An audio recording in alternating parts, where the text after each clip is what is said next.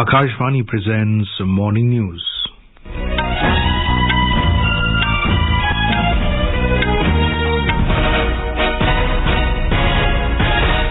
Good morning, I am Abhishek Mukhopadhyay. The headlines. Union Cabinet approves highest ever fair and remunerative price of 315 rupees per quintal for sugarcane farmers. Prime Minister Narendra Modi chairs PRAGATI meeting, instructs to encourage digital transactions by street vendors in a mission mode. Gujarat government signs MOU with American chipmaker firm Micron Technology for semiconductor assembly and test facility in Ahmedabad. Union Home Minister Amit Shah to address a public meeting in Lakhisarai in Bihar today. Domestic stocks at all-time high. Sensex crosses 64,000 mark. NIFTY above 19,000 level. And Festival of Sacrifice Eid-ul-Azha been celebrated with religious fervour and gaiety.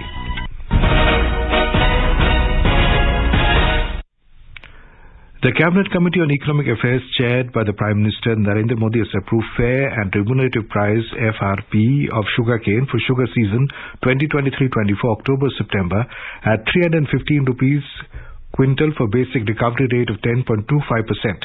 The move will benefit 5 crore sugarcane farmers and their dependents, as well as 5 lakh workers employed in the sugar mills and related ancillary activities.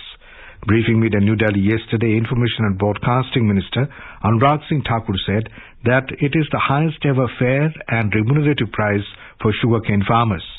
1 अक्टूबर 2023 से 30 सितंबर 2024 तक की अवधि में चीनी मिलों द्वारा गन्ने किसानों को उचित मूल्य मिले, उसमें बढ़ोतरी की गई है। पिछले साल ये 305 था, इस साल 315 किया गया है। अगर आप पुराने आंकड़ों को देखेंगे तो 2013-14 में 210 रुपए प्रति क्विंटल इसका रेट था, जो आज बढ़कर 315 रुपए प्रति क्विंटल हुआ है। The government also decided to bring the National Research Foundation NRF Bill 2023 to strengthen the research ecosystem in the country. The minister informed that the bill has a provision to establish NRF, an apex body to provide high-level strategic direction of scientific research in the country at a total estimated cost of 50,000 crore rupees to the next 5 years. NRF के पास 2023-24 से लेके वित्तीय वर्ष 2027-28 तक कुल 5 वर्षों में 50,000 करोड़ रुपया उपलब्ध करवाएंगे, जिसमें से 14,000 करोड़ रुपया भारत सरकार के द्वारा उपलब्ध करवाया जाएगा। बाकी 36,000 करोड़ रुपए की राशि जो है वो हम नेशनल रिसर्च फाउंडेशन में इंडस्ट्री के द्वारा, पब्लिक सेक्टर एंटरप्राइज के द्वारा, फिलैंथ्रोपिस्ट ऑर्गेनाइजेशंस के द्वारा, फाउंडेशंस और इंटरनेशनल बॉडीज से मोबिलाइज की जाएगी। The bill will repeal the Science and Engineering Research Board (SERB) established by an Act of Parliament in 2008 and subsumes it into NRF, which has an expanded mandate and covers activities over and above the activities of SERB. Prime Minister Narendra Modi reviewed 12 projects worth over 1,21,000 crore rupees spread across 10 states and 2 union territories during the 42nd edition of the PRAGATI meeting yesterday. The Prime Minister reviewed, among others, the PM Swavnidhi scheme. He urged the Chief Secretaries to identify and cover all the eligible street vendors in urban areas, especially in Tier 2 and Tier 3 cities. The Prime Minister also instructed that a drive be carried out to encourage digital transactions by street vendors in a mission mode and to give benefits of all the government schemes to family members of Swavnidhi beneficiaries through Swavnidhi Se Samriddhi campaign. Mr. Modi also reviewed the progress for the construction of AIIMS at Rajkot, Jammu, Avantipora, Bibinagar, Madurai, Rewari and Darbhanga. He instructed all stakeholders to resolve outstanding issues and adhere to the timelines for completion of the projects. The Prime Minister congratulated all Chief Secretaries for having organized successful G20 meetings. He urged them to maximize the benefits of these meetings for the states, especially for the promotion of tourism and export. During PRAGATI meetings, 340 projects having a total cost of over 17 lakh crore rupees have been reviewed so far. Home Minister Amit Shah has lauded the decisions approved by the Union Cabinet. In a series of tweets, Mr. Shah expressed gratitude towards Prime Minister Modi for approving National Research Foundation Bill for promoting culture and research and development in New India. He said that it will pave the way for India to pioneer scientific research with a total outlay of 50,000 crore rupees. Mr. Shah also said Modi government is committed to empower the farmers financially. The Gujarat government signed a MOU with American chipmaker firm Micron Technology for a semiconductor assembly and test facility at Sanand in Ahmedabad district. The MOU was signed at Gandhinagar in the presence of Chief Minister Bhupendra Patel and Union Electronics and IT Minister Ashwani Vaishnav. Under the scheme, the central government will provide 50% fiscal support for the total project cost to the US-based firm, while the state government will provide incentives representing 20% of the total. The semiconductor assembly and test plant is expected to create 5,000 direct employment opportunities in the state. According to the official release, Phase 1 of the plant will become operational by the end of 2024. Prime Minister Narendra Modi has welcomed the video release of Abundance in Millet song. In a tweet, the Prime Minister said, "Very creative and will inspire more people to embrace millets for healthy living."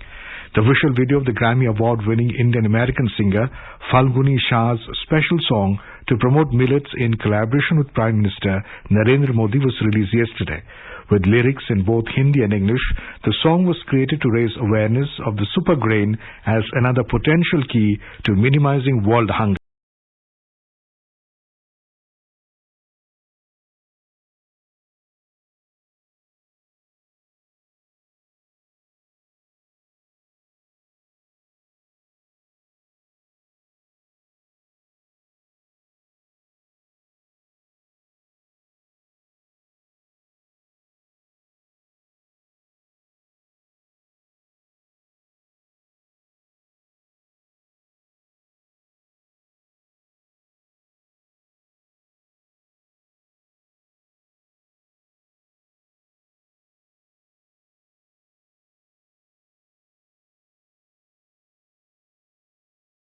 For quick news updates around the clock, follow us on our Twitter handle at AIR News Alerts.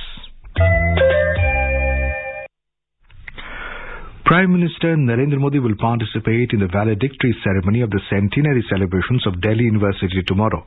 The Prime Minister will also address the gathering on the occasion. During the program, he will lay the foundation stone of the Delhi University Computer Center and the building of the Faculty of Technology and the academic block, which will be built at the North Campus of the university. The Prime Minister will inaugurate the 17th India Cooperative Congress ICC on the 1st of next month at PRAGATI Maidan in New Delhi. National Cooperative Union of India NCUI is organizing the 2 days Indian Cooperative Congress with the theme of Amrit Kal, Prosperity Through Cooperation for a Vibrant India. It will be chaired by the Union Home and Corporation Minister Amit Shah.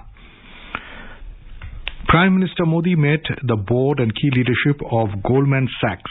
In a tweet, the Prime Minister said he had a fruitful discussion with members of the board and key leadership of Goldman Sachs. He highlighted India's vast potential for growth, fueled by recent reforms and a conducive business environment. He also spoke of how India offers several opportunities for global firms. Senior BJP leader and Union Home Minister Amit Shah will today address a public meeting in Lakhisarai in Bihar. The state BJP chief Samrat Chaudhary said Mr. Shah will address Hunkar rally at Gandhi Maidan in Lakhisarai under Munger parliamentary constituency this afternoon. This is the first public meeting of Mr. Shah after the recent joint gathering of 15 political parties, a front constituted against BJP for 2024 Lok Sabha elections. The senior BJP leader will also hold a meeting of party workers at the residence of former Bihar Legislative Speaker Vijay Kumar Sinha as a run-up to the upcoming elections. External Affairs Minister Dr. S. Jaishankar and Foreign Secretary of the Philippines Enrique A. Manalo will co-chair the 5th India-Philippines Joint Commission on Bilateral Cooperation in New Delhi today. Enrique Manalo is on a 4-day visit to India. Minister of External Affairs said the visit will provide an opportunity to comprehensively review bilateral relations between India and Philippines and to explore ways to further deepen and strengthen them. During the meeting, both sides will review the entire gamut of bilateral relations. External Affairs Minister Dr. S. Jaishankar stated that it is not possible to have normal relationship with Pakistan until there is a departure from the abbreviation or policy of cross-border terrorism. Briefing media on 9 years of the Modi government in New Delhi yesterday, he added that India will not allow terrorism to become a basis for getting in discussion with Pakistan. Speaking on the country's relationship with Canada, the minister alleged that they seem to be driven by vote bank politics. He also said that if there are activities in Canada that impinge on India's national security and integrity, then India will have to respond. The minister informed that India's relations with Russia have been kept steady despite all turbulence. The festival of sacrifice, Eid-ul-Azha or Bakr Eid, is been celebrated with religious fervour and gaiety in various parts of the country today. The faithfuls will offer Eid prayers in Eidgahs and grand mosques. In the national capital, main Eid prayers congregations are being held at Jama Masjid, Fatehpuri Mosque and Shahi Eidgah. Eid-ul-Azha is celebrated to commemorate the willingness of Prophet Ibrahim to sacrifice his only son in obedience of God's command. Elaborate security arrangements have been made on the occasion. In Uttar Pradesh, Eid-ul-Adha has been celebrated with religious fervour across the state. Administration has made elaborate arrangements and taken precautions for the smooth celebration of Bakr Eid today. We have more from a Lucknow correspondent. Well, Abhishek, people are getting ready to reach the mosque nearer to them to offer the prayers of Bakr Eid. It's a very lovely weather here in Lucknow and it's drizzling, but it could not deter people to go out. We can see a lot of movement there on the roads. And the famous Teele Wali Masjid, the prayer will be offered there at 9 a.m. and at Ashbagh Masjid it will be at 10 a.m. The ritual of Qurbani will take place after the namaz. The state government has already issued an advisory directing all district police chiefs to ensure no new tradition should start and no sacrifice of restricted animals should take place. Special DG Law and Order Anand Kumar said that prayers will be offered at more than 33,340 mosques across the state, and police have identified around 2,200 sensitive places where there will be extra attention. Police is also keeping extra vigil at sensitive areas in cities like Kanpur, Muradabad, Rampur, Meerut and Mau. Abhishek? Right. Thank you, Sushil, for that update from Lucknow. Well, moving on, Prime Minister Narendra Modi has expressed grief of the tragic road accident yesterday in Datia district of Madhya Pradesh. In a series of tweets today, Mr. Modi paid his condolences to the families of those who have lost their loved ones and wished a speedy recovery for the injured. The Prime Minister has announced an ex gratia from the Prime Minister's National Relief Fund for the victims. The Prime Minister has also expressed sorrow over the loss of lives in the mishap during the Ulta Rath Yatra in Kumarghat, Tripura. In a tweet, the Prime Minister extended his condolences to the keens of the people who lost their lives. He also announced an ex gratia from the Prime Minister's National Relief Fund for the victims. Benchmark equity indices hit record high levels yesterday, with the Sensex hitting the record 64,000 mark and the NIFTY scaling the 19,000 peak. A rally in the US and European markets, fresh foreign fund inflows and buying in market heavyweight stocks aided the positive momentum. Extending its previous day's rally, the 30-share BSE Sensex jumped 621 points to hit its all-time high of 64,037 during afternoon trade. The NSE Nifty climbed 194 points to reach its lifetime peak of 19,011. And now for a look at today's newspapers, it's over to Navneet Singh. Thank you, Abhishek. Government okays bouquet of schemes for farmers, leads the statesman. Cabinet clears 3.7 lakh crore rupees farmers relief package, says the Asian Age. Cabinet increases floor price paid to sugarcane farmers, reports Hindustan Times. AAP backs UCC in principle, Congress Akalis oppose it, leads the Times of India. Big R&D push, Cabinet approves bill to set up National Research Foundation, reports the Tribune. IAF's Rafales to join in Bastille Day parade, informs the Pioneer. The Hindu quoting External Affairs Minister S. Jaishankar writes, PM's visit to US was the most productive ever. And finally, the Indian Express reports that in Delhi, Aurangzeb Lane renamed after Abdul Kalam, NDMC Nordin. And with that, it's back to you, Abhishek. Thank you, Navneet. And now, before we end the bulletin, the headlines once again. Union Cabinet approves highest ever fair and remunerative price of 315 rupees per quintal for sugarcane farmers.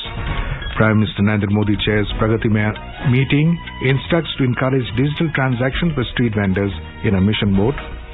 Gujarat government signs MOU with American chipmaker firm Micron Technology for semiconductor assembly and test facility in Ahmedabad. Union Home Minister Amit Shah to address public meeting in Lakhisarai in Bihar today. Domestic stocks at all-time highs. Sensex crosses 64,000 mark. NIFTY above 19,000 level. And Festival of Sacrifice Eid-ul-Azha being celebrated with religious fervour and gaiety. And with that, we end the morning news. Have a nice day.